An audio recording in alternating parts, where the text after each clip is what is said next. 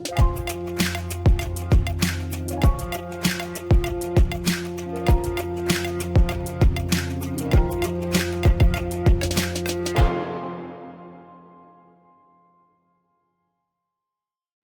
day, everyone.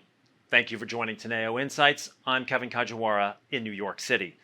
Today, we resume our Election 2024 series, and joining me is Kevin McCarthy, the 55th Speaker of the United States House of Representatives. Prior to becoming Speaker, he served as House Majority and House Minority Leader, as well as holding other senior Republican positions, all while serving from 2007 to 2023 in the House of Representatives from what is now California's 20th Congressional District, and before that as a member and leader of the California State Assembly. He joins me today thanks to the efforts of my colleague and his former colleague, another Speaker of the House, Paul Ryan. Speaker McCarthy, thanks for joining me today. Thank you. We got the two Kevins on a couch. The two Kevins on a couch. That's right. Between Kevin and a bowl of flowers. No ferns. Yes. All right.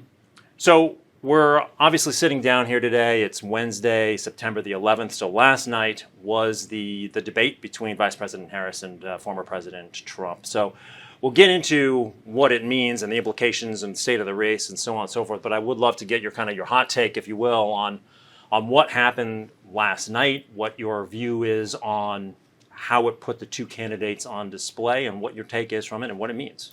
You know, there's some positive and negatives on both sides. And everybody has expectations. I thought the expectations for the vice president were probably low, and I think she surpassed those. She did well. She started kind of really practiced. It seems like she's just reading the script, but she got more comfortable. She did well on kind of poking President Trump with crowd size, Wharton, inheritance, and he took the bait at times. So, and she was good at avoiding the question. Now, that's a positive for her, but it's also the negative I would take from that. If you read the New York Times poll that came out last Sunday, the New York Times Siena poll. Yeah, she's got more than 26% want to know more about her, and she wasn't answering, wanting to know what position she took. 60% of the country wants change. On President Trump's end, I thought his closing was good. Why haven't you done anything? I just wish that would have been the opening. He seemed as though he responded to some things he shouldn't, crowd size and others, but he would keep coming back to immigration and the economy. So I think from that perspective, I'm hopeful that, I know people complain of reffing bad or whatever, but you knew walking in, but the two anchors there only fact-checked him and not fact-checked her. That's some people say, oh, just Republicans claim. No, it was so obvious one side. I think that hurt their reputation more. To be fair, though, on that, I mean, I think somebody in commentary last night, when they were pushed on that point, said, well, if there's an asymmetric amount of lying that goes on, then there's going to be an asymmetric amount of fact-checking that goes on. Yeah, is that on? I mean, when it's not like you're starting on a level playing. It doesn't matter that, but when you start at the very beginning, if you're going to fact-check one, then you're going to have another side look at it every single time, and if you missed one on the other, that becomes a problem. I mean, if you ever watch a football game, and you see a flag, you think that's fine. But when they flag every single time, you get the feeling, let them play. When you see a boxing match, let them fight, right? Let them go. And the country can look and judge from that perspective. But if you're just doing more on one side, it becomes a problem. She started out with the Project 2025. Well, everybody knows he renounced that early on. So that's when you get a judgment. But look, I think at the end of the day, she surpassed expectations. So I'm hopeful she uses this opportunity now not to be afraid to talk to the press, not to be afraid to do interviews and get more engaged, because we're 8 weeks out. Now, you made the point, picking out that number that was much commented on in that New York Times poll, about something like 28% of the electorate wanted to know more about her.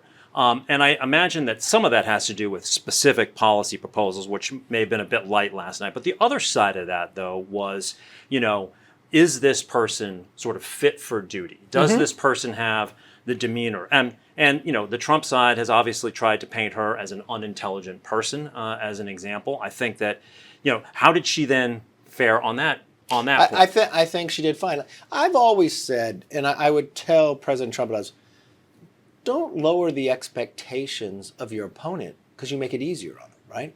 And look, anyone that's been an attorney general of a major state like California, become a U.S. senator, and become a vice president, don't make those arguments. They don't pull weight. They don't go anywhere else. It's a competitive world. You've got to have intelligence to get there. You know she does, and everywhere you go. I just don't think that wins on either side to play that. And she's stronger if you lower expectations. She comes on. Now, the other thing people will look at, your demeanor. She looked really good that night. She smiled, went through. I think she responded, but she practiced these answers well, because when they asked her a question like, you changed your position here, she never answered what the new position is. And then when she came back, they'll teach you this in debate school. You come back and she would look right at him, hit him with something, but also make something personal to make him react instead of going to the hard point of the question. When he said the crowd size, he answers the crowd side instead of a great opening about immigration. What if he turned around and said, we've now caught 356 people on the terrorist watch list coming into America under your watch. But you want to compare that? In my 4 years, there are only 11. And we haven't passed any new legislation. Why haven't you done something about it? I mean, there were opportunities, and it's kind of like having a wedding. People think it's a great wedding, but only you get to see the things that maybe planned that didn't turn out right. You know, in that New York Times poll that said 28% still wanted to know more about her, 9% said they still wanted to know more about Trump. I don't know who those people are. But to that point, you know, she came across exceeding some of those expectations that you just suggested. Do you think, I mean, she made this point that Trump, you know, is attracted to authoritarian leaders, and they are, quote unquote, rooting for him, and partially because they know how to play to his vanity and how to manipulate him. That, which is the flip side of her goading him into kind of the rant, if you will, particularly on, say, the Haitian cat barbecues and the like. Is it concerning to you, or should it be concerning to the electorate at all, that the guy who's got his hand on the nuclear trigger, if you will, can be triggered so easily? What does that demeanor concern you at all? I know you know him very, very well, so I mean, the concern, you know. No, because I've watched him as president. And if you measure him and take this administration, it was only his administration that Putin didn't invade another country. Putin invaded another country under Obama, under Bush, and under Biden, but not under Trump. We've evacuated 5 embassies with Biden and Harris. We just lost another base in Africa that Russia has taken over. We've watched the Afghanistan decision.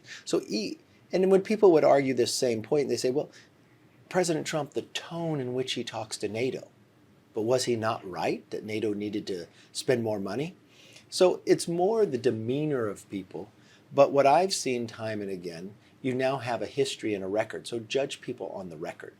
I would note, though, just that in 2019, Russian mercenaries as well as Syrians attacked U.S. forces in Syria, ultimately led to U.S. pullback out of Syria, which General Mattis resigned over. We also had in 2020, following the Soleimani assassination, a ballistic missile strike against U.S. forces in Iraq, 100 American troops injured. I guess the question is, he made the assertion that America's enemies were afraid of him. If they were afraid, I don't know that they would have done those attacks. Just, Okay, well, if we fact check, let's just further, because sure. We didn't say none of that didn't play. What did North Korea do? They were doing the same thing they did under Obama and now Biden, but they stopped missile testing, right? And you would say, well, he would see unstable. He called him Rocket Man. Well, kind of getting in somebody's face at time when they're a strong man trains your reaction differently. When we sent the 52 cruise missiles into Syria, remember what Obama did. Obama made a red line and let people cross it 12 times, but never did anything about it. So now what happened then? Then Russia came back into the Middle East where they haven't been for decades. Right. This is a good discussion. Then let's further. When Biden took office, what's the first thing he did? He empowered Iran. He didn't hold the sanctions on the oil, so Iran had more money to pay for their proxies, which I think is a direct correlation to October 7th. But the other thing that transpired is he went after our allies like Saudi Arabia. So he brought China into the Middle East, where then China negotiated an agreement with Iran and also with Saudi Arabia. But what happened under Trump? Trump created the Abraham Accords. Well, but he also pulled out of JCPOA. But history will tell us where we're right or wrong, because Iran was adhering to the JCPOA agreement. But JCPOA still allowed Iran to develop a nuclear weapon. And the other thing, when he got out of office, President Trump, Iran was only producing 400,000 barrels a day. Today they're producing 3 million. So if you worry about the billions, that's where they're getting the money. So if I would measure where the Middle East was under Biden and Obama and compare it to Trump, and I don't even think it's close. Okay. Well, I think this is a debatable point. We can go on all day on foreign policy.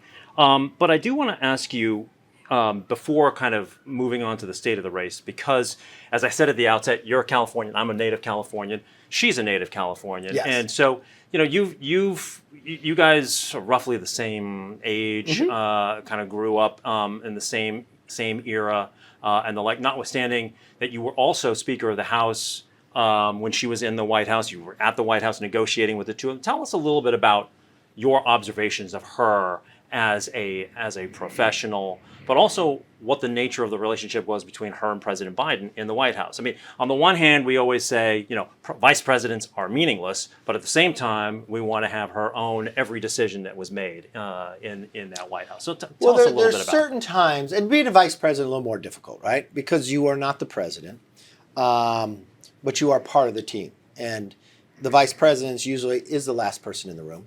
She would come in sometimes during the debt ceiling, and also when we were negotiating NDAA and a few others. But she wasn't consistently in the meetings. And I felt as though a couple times it was probably more for a photo op, but her interaction wasn't great. I mean, it wasn't, not by great mean, it wasn't participating a lot. It wasn't, she would be thrown into it after we had been to 3 different meetings and we're in the midst. And I didn't see her changing the outcome or putting a lot into, I would say, the details of it. And that's not something to say about her. It's just when she was allowed in the meetings and not. Got it. All right. So you made a point about the New York Times Siena poll that came out last weekend, which showed President Trump at 48%, Vice President Harris at 47%. Well within the margin of error, but it certainly caused some angst on the Democratic side, no doubt, at this point. Tell us about the outcome. I mean, clearly, if you watch most mainstream media, the initial hot take was that Harris had defeated Trump in that even in the sort of more let's say Republican-friendly outlets like Fox and the New York Post today, et cetera. We have seen that candidates who are perceived to have won the debate, going all the way back to Hillary Clinton and before, get a poll bump of about 2 percentage points. Did this debate mean anything? Does it move the needle in your view? I mean, I will note for our audience, this morning you were on Squawk Box on CNBC and you said Donald Trump will win this election. So take us from here where we are now and to I'm not there. saying that based upon that's who I'm going to vote for Donald Trump, but I'm not saying that based upon what I desired outcome. Let's walk through it, okay? Romney overwhelmingly defeated Obama on the first debate. But we're 8 weeks away from this election. But if you go back 8 weeks, Biden was the nominee. Trump, during that time, almost assassinated, what we haven't had in a long time. You had a new person selected, but didn't go through a process. You've had a different convention. I think politics are different in America than they were just 4, 8, 16 years ago. So will this give her a bump? It might give her a bump, but I don't think it sustains itself. I don't think this debate will determine the outcome because I really don't believe there's any undecided voters left in America. I think it's upon both campaigns to get out the low propensity of voters. Now, what you really want to think about the campaign, you want to look at people will say, okay, she did really well. But if you look at her polls today and look at Hillary Clinton's, she's 3.1 points behind Hillary Clinton. She's 8 points in the polls behind where Joe Biden was. So if that's the case, measure how those two people. Hillary Clinton lost. Joe Biden won. But Joe Biden's win, he only won by 48,918 votes. And he had a plus 10 in favorability. So if you have a poll where President Trump is leading in a national, he's definitely leading an electoral college. So I look at it by electoral college. I think it comes down to two states. Before you get into that, because I know you've got a lot to say on that, but just on this point, you make this point about how much the world has changed in the last 8 weeks, right? So much news. I mean, in the Hillary Clinton case, you had the Comey letter come out 2 weeks before the election. I mean, so there's a lot that can still happen, even though we don't have another scheduled debate, right? There's a lot that can happen. I think these two will still be the nominees, but I thought the first two would. Just the assassination attempt, people would sit around and say, the race is over. And the President, Trump, got about 4-point bump out of that. And then it stayed. And if you take, since I did the polling on Kamala, if you take the polling on Trump before, his polling is actually better today than it was in the other two elections. So it's going to come down to two states in your two states. And most people will say 7, but okay, let's go down this, Pennsylvania and Georgia. Remember, electoral college is 270. Yes. And this is like a Rubik's Cube. Trump has more patterns to get to 270 than she does. If you just take Trump where he was last time, just give him the states he won last time, it comes down to Pennsylvania and Georgia. He doesn't need Arizona. He doesn't need Nevada. But if he wins those two, it's over. She still has a pathway, though. Now, tighter, but is there a numerical pathway to winning if she takes North Carolina? The answer to that is yes, but I don't believe she's going to take North Carolina. All right. And, I could do a different path. I could do one that he picks up one, and I could do it where he ties. If you look at Omaha and if you look at Nebraska and Maine, they do it by congressional district. Yeah. But in Maine, there are 2 congressional districts. Trump carries one by 10 points and loses the other. But you get the other electoral votes based upon who gets the most votes. Gets into that, he can get. You can make a mathematical one where it's tied, then it goes to the House for the president, and it goes to the Senate for the vice president. But you also talk about those 3 tops, right? The Michigan, Wisconsin, and Pennsylvania. And the polls today will tell you, they're all different. They don't play all different. They play very close. Biden won Wisconsin by 20,000. He won Pennsylvania by 80,000. And what was it, 100,000 in Michigan? They're all still going to be close in the nature. She's playing defense. He gets to play offense. She's doing much better than Joe Biden. But Joe Biden was collapsing the Democratic Party. He wasn't expanding it. She still has to defend Arizona. She has to defend Nevada. Now, money she has an advantage on, which give her a plus for that because she's raised a lot of money in a short amount of time. But because there's so few states to play, like if you go back to 1988, that's the last time California went to a Republican. But you had to play in these states, and it took a lot of money. Money advantage isn't going to be really that different because you can't play so many places, and there's a ceiling to how much you could actually play there. So Trump lost Pennsylvania in 2020. And he won Pennsylvania by a small margin in 2016. Mm-hmm. Polls right now in the battleground state show that she is either tied or ahead. So what is the ground game then that Trump, and by the way, early voting starts on Monday, September 16th in Pennsylvania. Mm-hmm. So what does Trump have to do to win Pennsylvania now? Okay. Because your audience is sophisticated and believes in data, something's different between 16 and 20. Okay. In 20, we had COVID. And because of COVID, people handled the election differently. People were all mailed ballots. Everybody was mailed a ballot. There's 400,000 Democrats who voted in 20 that have never voted another time in any other election since because they were mailed a ballot. So we go back to the old way. There's a pun. It's really going to come to ground game and low propensity voters. Now, I would argue, at the end of the day, if I am right that Donald Trump wins, I would go back to the decision of the vice president on not picking Shapiro. Sure. Had she picked Shapiro, the governor of Pennsylvania, very popular, I don't think we'd even have a chance to play in Pennsylvania. And then it would be a different play. It would be harder to win. And I also think it would show from a decision-making process, is how I look at it, that she was ready to be president. I don't care what the party says. I'm the leader. This is the best direction going forward. And he's viewed a little differently. I think Joe Biden probably had a better chance being from Scranton and the union representative, more so than Kamala Harris. And President Biden spent a lot of time in Pennsylvania. And if you look, Trump's won it once, came close the second time. So it's going to be a close battle, but it's who turns out the vote. The point you make about the logic of choosing Shapiro over Walz, I mean, I understand that. His popularity was well known. Why do you think she didn't go down that path? I just think it's who she clicked with and others. I thought it was like a pretty ambitious guy, so was that a... Well, I don't know. I served with Walz. Walz is a very nice man. Walz said he never wanted to run for president. She's looking for 2 terms, or is she looking at, if I come close this time, could I run the next time, or is he going to undercut me? I don't know if that went into the equation. She floated his name first. There's also this underlying issue. He happens to be Jewish, and you've got this new movement inside the Democratic Party that really is going after our position when it comes to Israel and others. I don't know if that played into it, but some people would say that.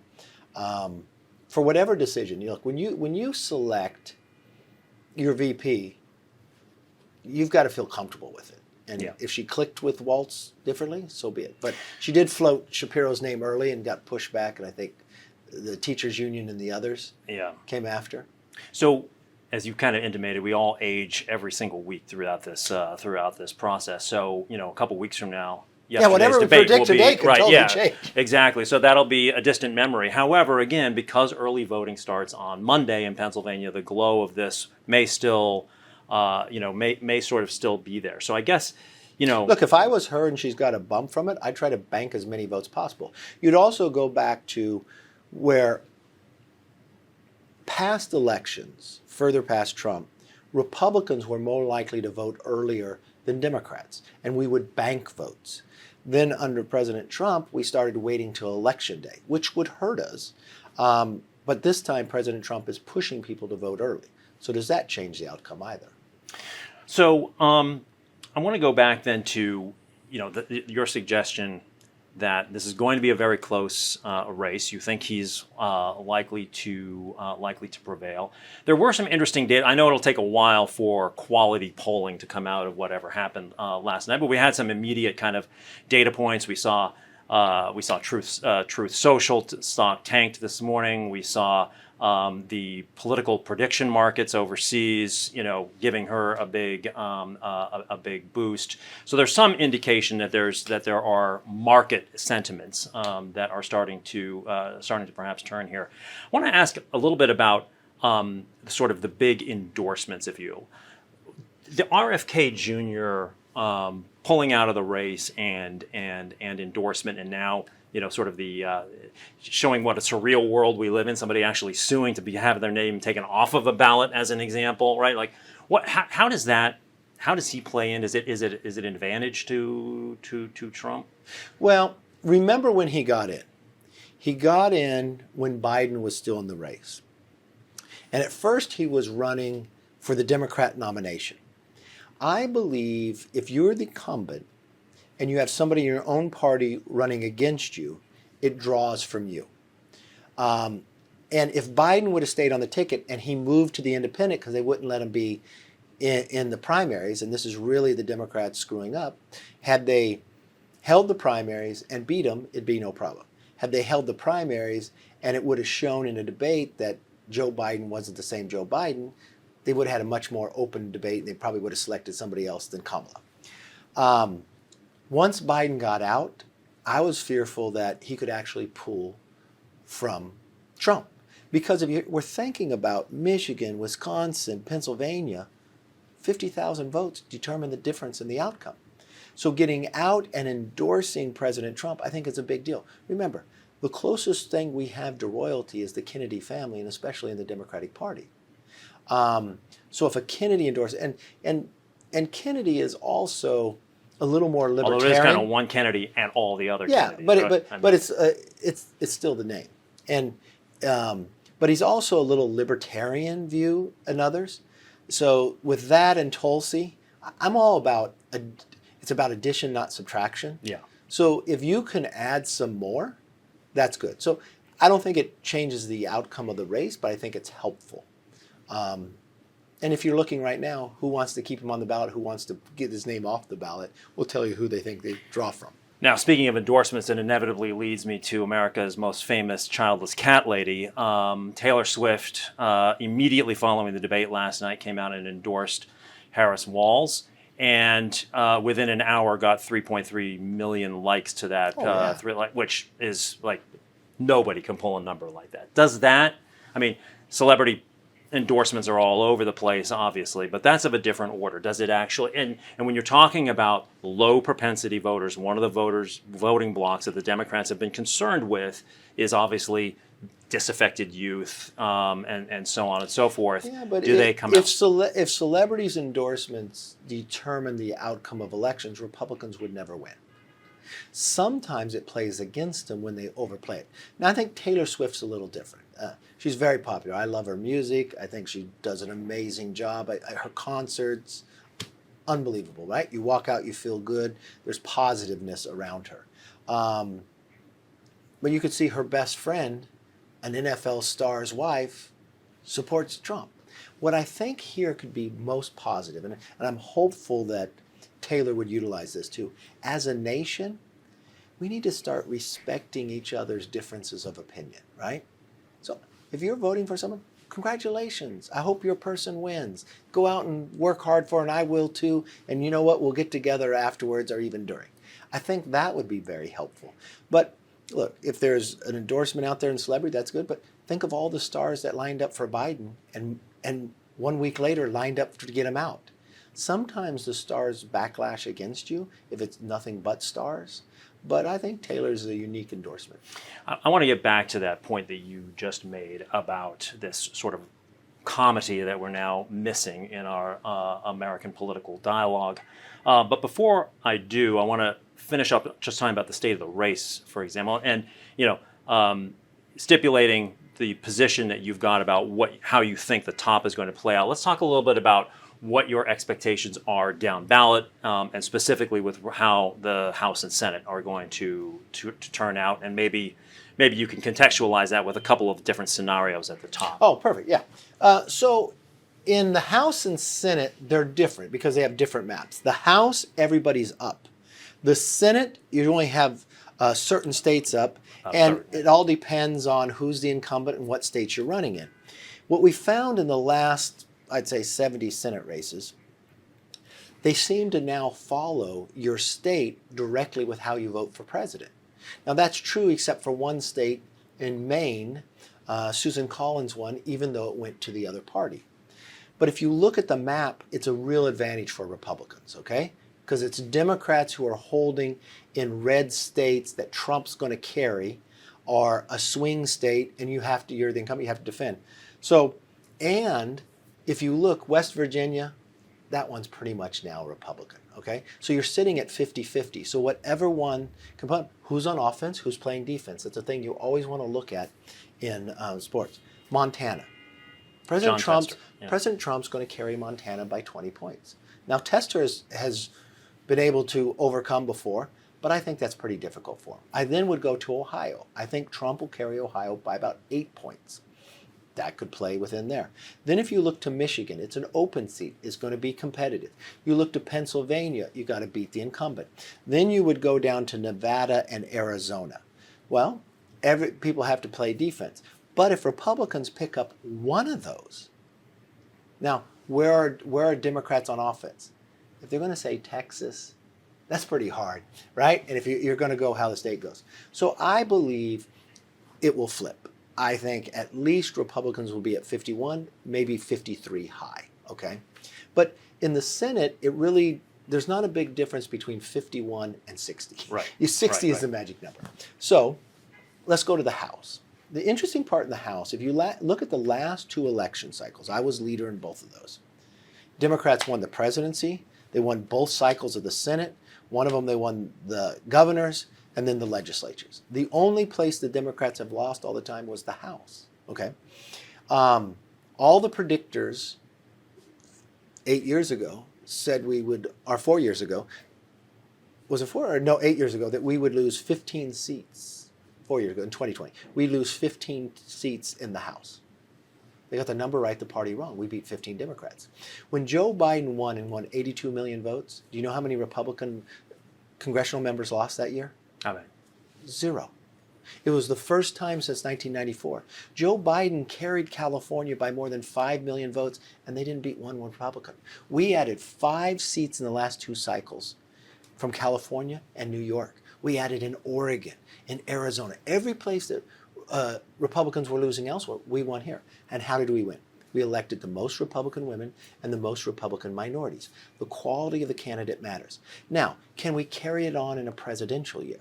People will say... before you get to that, let me ask you this then. In 2022, with inflation high, with the war in Ukraine having just started, with the debacle of coming out of Afghanistan, one would expect a red wall, which did not materialize. Not red wall, it would be a red wave. Red wave, sorry. Would have materialized in 2022, and it did not. So how... But this is what I'd say. It did not, but there's another thing you didn't answer. You had a decision in the Supreme Court when it came to abortion.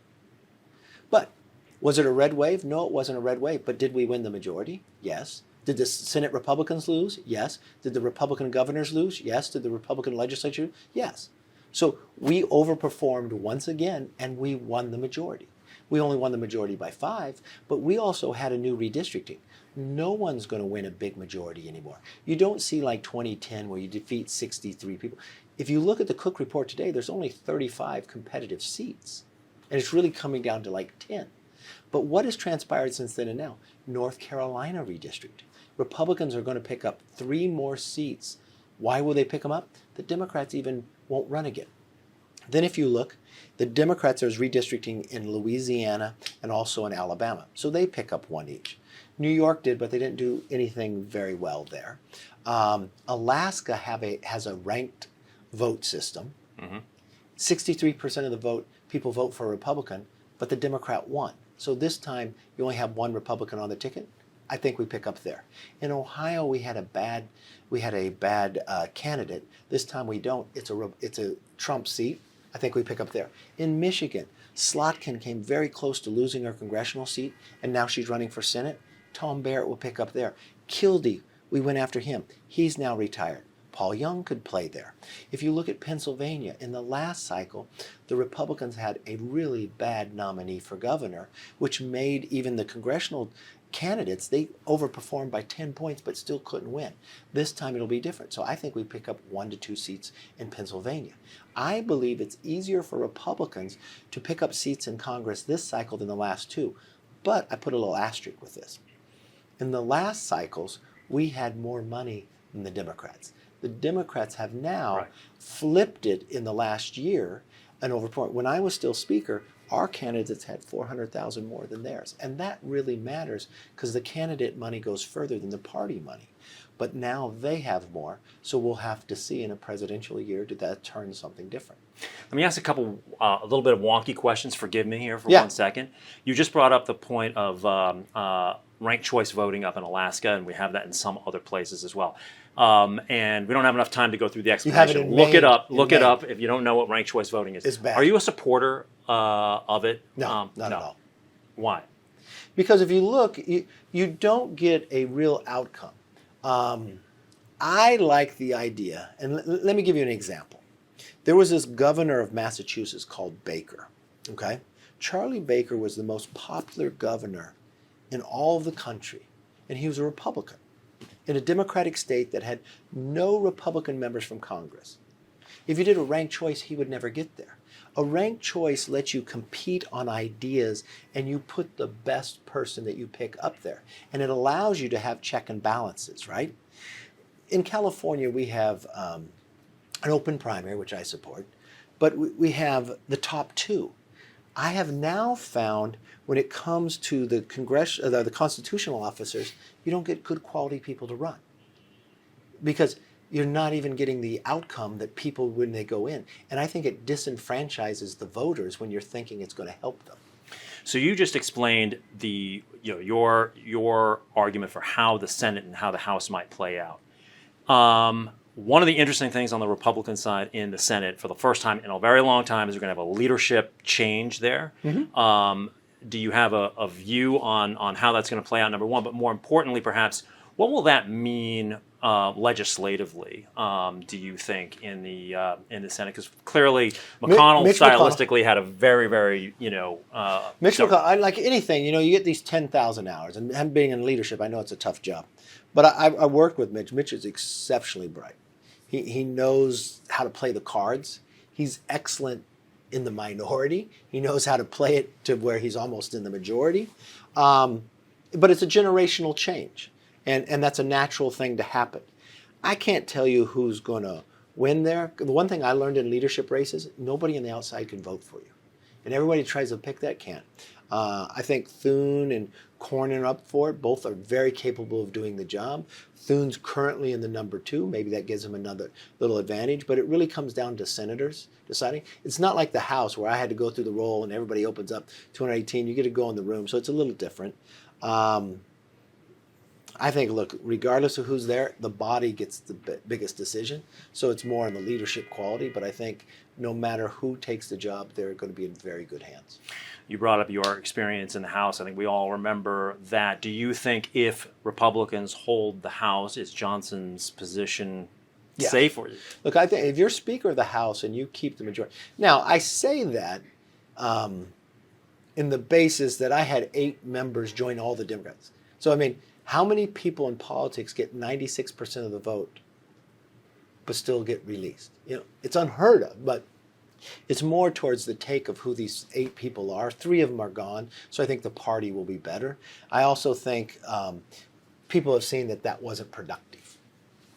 So I want to go back to the debate last night for a minute, because there was a lot of talk. As you know, Teneo's core audience is, the Fortune 100 companies. And there wasn't a whole lot of talk about corporate America last night. Vice President talked about her, programs for small and medium-sized enterprises. And clearly there was talk about taxation, and there was talk about tariff regimes, particularly against China and other, but not so much about specifically about the operating environment, the regulatory environment, so on and so forth. If you're in sort of corporate America right now, how would you be advising, let's say, CEOs and boards about how they ought to be regarding this election? And I would note, of course, that both President Trump and Vice President Harris have got their supporters in the sort of corporate leadership class in this country. On both sides, yeah. On both sides, though they would both sort of suggest that they ought to have 100% of that support. But how would you? Well, they're both going to be different, and they're both going to govern different. And if I look at them past their past behavior, this is what I think. You know what Trump will do, but Trump will be a little different, whereas Trump has already done the job, and he only has 1 term. He's going to move rather rapidly. And I think some of the stuff that he moved rapidly on was the reduction of regulations. And under the Biden-Harris, they added a lot of regulations. They empowered these agencies much more. And also, remember, you also have a Supreme Court decision now, the Chevron case, which could affect these agencies much better, which I think is very positive. I think what you would find, too, they're going to have to deal with a debt ceiling, and they're going to have to deal with tax provision that we went through about expiring. So who handles what? But you're going to look at that point is who controls the House and the Senate. Remember, Article 1, Section 7 of the Constitution, all tax reform starts in the House. I think it's pretty safe of all 3 races that you're looking at, Republicans are going to hold the Senate. The House, whoever wins the majority of the House, I think Republicans will, but whoever wins it, won't win it by a big margin. It's just where the redistricting is today. And the presidency, now this is the concern that I have with the debate. I think the last two presidential elections, people went to the polls not to vote for some agenda or what they wanted, but to vote against the person they don't want to win it. That's not good to govern it. You're better to have an agenda out there and the public decides what it is. And I'm feeling like this is going to be this exact same race we have this time. So what is the Harris agenda? So if she was to win, and we think about what it was in the past, the public didn't vote on it, so it's a harder time to pass that agenda. If one party, if President Trump does win, and they win the Senate and the House, then they have what is reconciliation. That's how Democrats used and brought us Obamacare. That's how Republicans did our tax bill, because you don't need 60 votes in the Senate. That changes the dynamics of what you do. But right now, government's deciding on how to fund. Well, if they continue in a CR past, whoever walks in the office doesn't get their honeymoon. They're dealing with past items before. So it's how do we finish the job? I think Trump will be more aggressive because he only has 4 years and he doesn't really have a learning curve. He thinks he knows what he wants to do, so he's going to move. He's got to put the cabinet in. Kamala, she's going to be looking at an 8-year, but I think you're probably going to see some of the past policies we have now. And she probably has some of the past people who currently serve it. That's a concern to me on some of the items. Now, I know this is something that's of great concern to the street and to a lot of corporate America, so I'll bring it up real quick because I know Speaker Johnson already kind of got held up in today's kind of first attempt, but the continued funding of the government following September 30th. Do you think we get to the end of the month and we get a CR to continue, Yes. or is there any no risk of a? Well, I just can't understand if everyone that votes on this runs for office, and at that time you'll be 6 weeks out. Do you think the American public's really going to reward you? Yeah. And when you shut down government, it actually costs you more money. We have troops in harm's way today, and you're not going to pay them? Look, I made a decision that I was going to pay the troops instead of be threatened by 8 members. Did I lose my job over it? Yeah, but I think from the perspective, it's the right thing to do. I think at the end of the day, there's more than enough. You just have to put the bill on the floor. So, you talked about earlier, you talked about the kind of, the acceptance that somebody who votes for the other party or for the other side is not necessarily an evil person. You kind of like, Yeah. But, we're in this world where the country right now seems extremely highly polarized. The 6 elections prior to the year 2000 were decided by, 9 percentage points on average. It's been divided by about 3 percentage points on average since then. We're very, very evenly divided. And at the same time, and you alluded to this earlier as well, how few congressional districts and therefore how few electoral votes, in a sense, right, are really contestable anymore. We've been gerrymandered into red and blue, and there's a very, very small margin of movement. Is that good? And if it's not good, what can we do about it? Okay, first of all, our elected officials are a microcosm of society. It's a reflection. It's the way our founders crafted it. Okay, the way I look at it, the Senate is like a country club, and the House is eating at a truck stop. Right? We are a microcosm. We can flip from one side to the other. I think it's more productive if you have more swing districts, I would say, that they could swing from one side to the other and they're voting on an idea. If you don't, if we just have 35 here that control the outcome, all the money's poured into these. But these other districts are all safe, so they play much further to the other way. They don't find a way to find common ground. Sinema, Manchin, and Romney are not running for re-election in the Senate. Not because they don't want to, it's because they can't win. Right. But we would have lost the filibuster if it wasn't for Sinema and Manchin. So when the country sits back, and I know your listeners and viewers and clients will say, I want to find more people in the middle. The problem is we're not rewarding people in the middle. They will say, I lost my job as speaker because I made an agreement with Biden. Now, in that agreement, it's the largest cut in history, $2 trillion. It had welfare reform. It reformed NEPA for the first time in 40 years. If you put the bill up, everybody says it's great. But people say, they're so angry you can't ever negotiate. Well, our whole government is designed to have compromise. When the campaign's over, you have to work together. Every day in your viewers and listeners' mind, they make an agreement or a deal that's a win-win for both sides, right? And they never change their principles. But somehow in America today, we think one side has to win, but the other side has to be destroyed. And part of that is perpetuated based upon not getting news, but getting opinion. And we don't have a two-party system anymore. We have 2 or 3 parties in each party. And look, when you watch TV at night, you watch based upon your own philosophy. If you're a conservative, you watch Fox. If you're more conservative, you watch Newsmax. If you're a Democrat, you watch CNN. If you're a liberal, you watch MSNBC.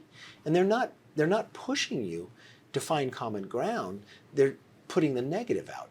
And that's where we've got to take a step back. And if we had more races based upon the policy, it's not hard to say, oh, I'm voting for that person. I'm voting for that policy. So, you make this point about that there's these sub-parties, 2 or 3 parties within each party. Let's talk about the Republicans a little bit, because that's your side of the aisle. And particularly if, and I know your baseline is that Trump wins, but if Trump loses, what do you think longer term happens to MAGA? Is Trump peak MAGA? Or, because we've got a lot of traditional conservatives, the ones that George H.W. Bush would recognize, the Mitt Romneys, the Paul Ryans of the world would recognize, who seem to be kind of men without a country now within that party. But at the same time, going back again to 2022, we saw some of the big MAGAs underperform, like Kari Lake and Herschel Walker, Doug Mastriano, and the like. Even J.D. Vance, even though he won, he underperformed Mike DeWine, a more establishment Republican in Ohio. Would there be a civil war, so to speak? Or how do you see it playing I don't think a civil war. I mean, Trump is unique in Trump's world. And I don't think MAGA started with Trump. I would say Ross Perot was part, if you look at the issues of MAGA. And I think in the Democratic Party, you have this new movement of more socialism and others. And I think both parties have a problem because they haven't been solving problems. And what you find is the extreme wings of the party are now coming together. Now, some people would argue, and I have a different belief, I believe the world looks like 1938. You have this new axis of evil. I believe Putin's actions are similar to Hitler's actions. And it's a concern to me around the world. But we also have people in the Republican Party that more isolationist. Now, is that changing, or is that going back to where the party was back in the turn of the century? It was, but we watched what happened and brought us World War II, some of the actions. When you have a leader of either party and that leader steps off stage, there's a hole and someone's going to fill it and you're going to fight for it. The parts that I have concern with is not MAGA, because if you think of MAGA, Make America Great, who coined that phrase? Ronald Reagan. So from one perspective is some of the positions, I would argue more the populism, not MAGA, but populism. Populism is not based on principles. And I would just tell you, anything that doesn't have a principle is usually a sugar high and falls. Just like I've watched this policy that the Democrats produced to try to curve inflation, brought us inflation by spending more money. This idea that Kamala has, that she's going to give you $25,000 to help first-time home buyers. Well, all that's going to do is make homes cost more for everybody, right? She's going to go in and she's going to forgive everybody's loan when it comes to school. That's going to bring us greater debt, but it does nothing and it increases the school price. Why wouldn't the colleges have a greater responsibility on what they produce, that the people who graduate can get an income? They should be on the hook instead of the federal government. And you know what would happen? The structure would dictate behavior. They would produce something different. And they wouldn't charge an engineer and an English major the same, because the return on the investment's not the same. But they'd also make the person, when they graduate, that they're going to get a pretty good income of what they're producing. Otherwise, they wouldn't produce that. It's how we look at something. Now, I come from, is the party going to shift all the way back to No, the party has moved forward, but a new leader will also bring some new direction. Just as Bill Clinton brought to the Democrats, just as Obama brought to the Democrats, and they struggled who to follow afterwards, right? And Republicans will go through that. And that's healthy because others will enter the fray and see where they go. People say in Congress, why do Republicans do better? Well, in 94, we hadn't won the majority in years. We term limited our chairman. So we have younger people coming up and through where you have Democrats staying there 40 years. I do think there's an underlying issue to both parties. This one thing's going to change. In the 1960s, we used to elect our elected leaders in the age of the 40s. They were 40 years old. I think a subliminal message on both sides is people in their 80s, too old. If we have in corporate America where we make people retire because they're getting in their 60s, or in the police, fire, airports, airline pilots and others, but people running in the Senate are in their 80s, I think that question is going to change. Yeah, I mean, Nikki Haley did say when she was running for president still that whoever got rid of their octogenarian first would likely win the election. She maybe regrets that statement now, but you analogize the world today to late 1930s. What's concerning to me is that the United States, to some degree, continues to go down that same path. There's an isolationist trend. There is a more nationalist trend, both in terms of trade as well as domestic politics. There's a fear of the outsider. There is, and a beggar thy neighbor. Itself, yeah. And it took a lot of pain, not only for the rest of the world, but for America as well. 400,000 American troops killed, the incarceration of Japanese Americans, right? And and now we're in the nuclear age. So play this story out. How do we avoid an outcome that is pretty traumatic? Henry Kissinger and Graham Allison wrote this article before Kissinger passed away, and they started with 3 numbers: 79, 79, and 9. 79 years since the world's had a great war, and that's actually a long time. 79 years since an atomic or nuclear weapon has been used. 9 countries with that capability. Defined by the period in which America was the hegemonic leader in the world. Exactly, for the reason why. Okay, so interesting in Congress. I created this committee when I became Speaker called the Select Committee on China, simply for this discussion. And Graham Allison wrote this book, Destined for War, in 2017. And it analyzes, he coined the Thucydides trap. The Thucydides trap? Yeah. 16 times in world history, the number 2 has challenged the number 1. Only 4 of those times they didn't go to war. Right. We didn't go to war with Great Britain. Right. So people would say China is the number 2 and America is number 1. I remember walking the grave sites in Normandy for the 75th anniversary with Speaker Pelosi. And in looking at the headstones, there's a lot of young men, all coming from America, different faith, Jewish, Christian.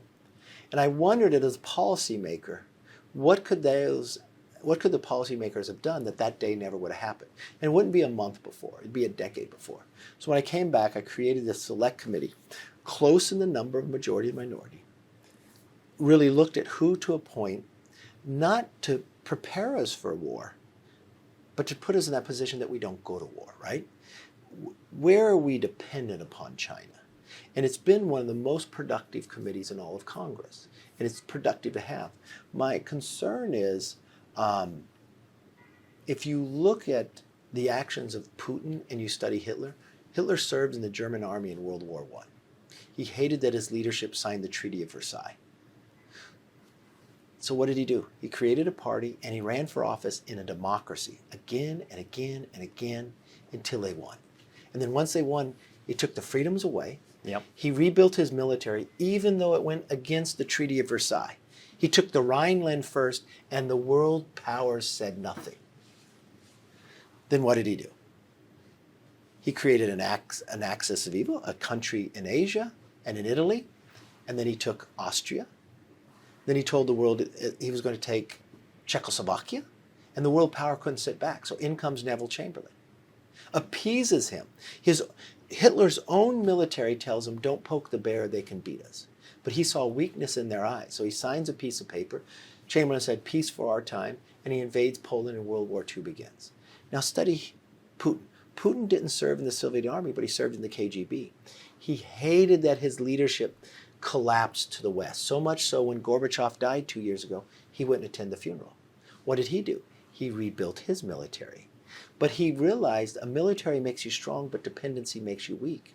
He sold his natural gas to Europe, using his KGB tactics to fund environmental groups to make the European powers buy more.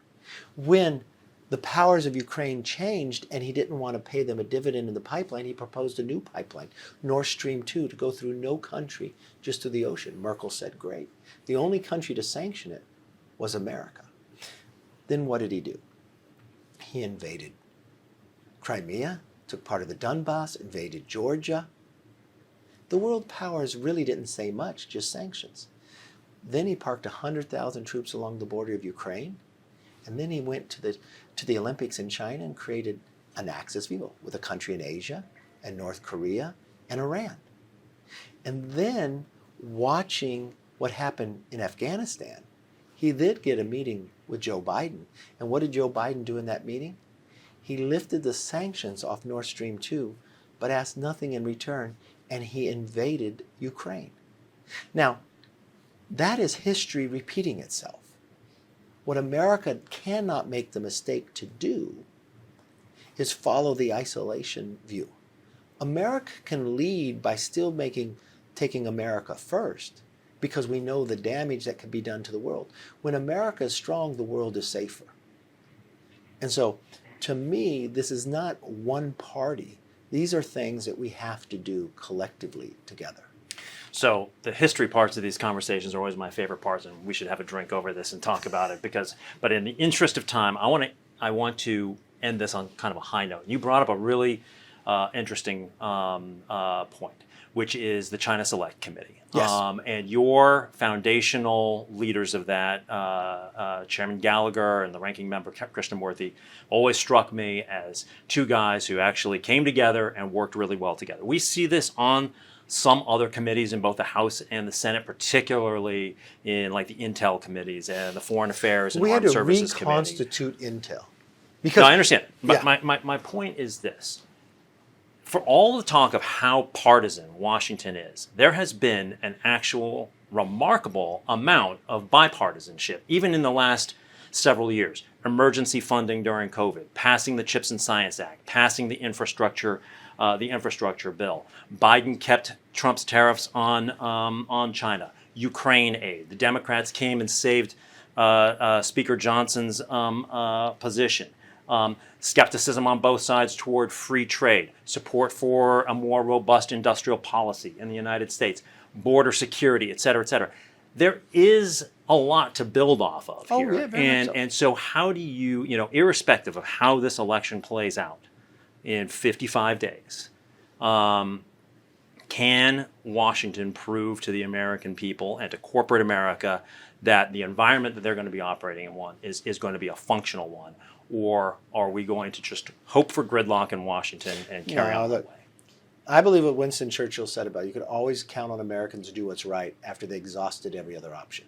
So I think we're pretty much there. But look, we vote more together than we vote apart. Structure dictates behavior. There's a reason why the China committee worked. I went to Hakeem early and I said, these are the people who are going to appoint. I'm going to tell you before I tell the others. But when we constitute this committee, we're going to do it together. We watched the Intel committee under the Democrats and Nancy Pelosi become the impeachment committee. So what I did 3 years before coming speaker, MIT teaches a course to all the generals in our military on AI and quantum. Whichever country captures that first has an advantage. So I took 10 members to MIT and had them develop a course for Congress. Then I said, when we took the majority, I'm changing the Intel committee back to the Intel committee. I went to Hakeem and said, I'm going to treat you the way I wanted to be treated. When we reconstitute the Intel committee, and Schiff's going to go off it, and Swalwell, you can't have a relationship with a Chinese spy, and then what we're going to do is we're going to go in there together, and I'm going to tell them all, they can go to you or I, but no politics to be played. They're now traveling the country together. When the president of Taiwan came to see me, I took that meeting at the Reagan Library. The symbolism of defeating communism, right? With no shots being fired. And I had the China Select Committee with me. And as we did a press conference outside with the Berlin Wall behind us, we had 173 cameras. Andrea Mitchell was there, and she stood up with the first question. She said, I was there when Reagan made the speech, tear down this wall.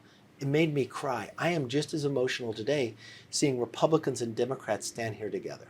So regardless was any time, look, we should have vigorous debate. But at the end of the day, we should find what's best for the country. And on our very biggest issues, one party can't solve them. That's why I believe we're in a much stronger place, and I hope this presidential debate for the next couple weeks is debated on issues and not on personalities. Speaker Kevin McCarthy, 55th Speaker of the United States House of Representatives.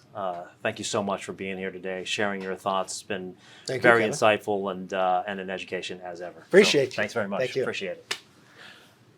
Until next time, I'm Kevin Kajiwara in New York. Teneo will be back with more on this vital election, which is now 55 days away. Until then, have a great day.